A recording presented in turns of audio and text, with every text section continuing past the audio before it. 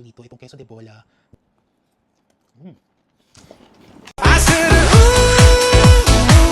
So guys, nag-take out ako ng White Christmas from Salad Stop. Ewan ko ba, adik na adik kami dito. Tapos nalaman ko that this White Christmas is only available until January 11. Super favorite namin ito ng mga foodie friends. So kada may makikita kaming Salad Stop, like ako personally, talagang hindi ko talaga maiwasang mag-order nito.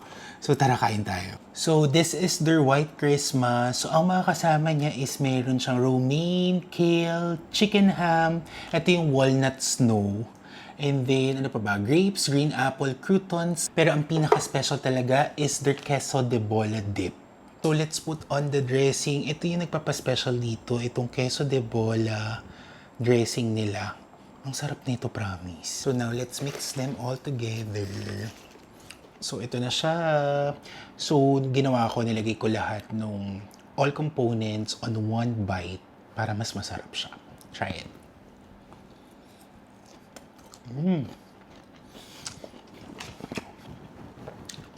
Sarap niya talaga.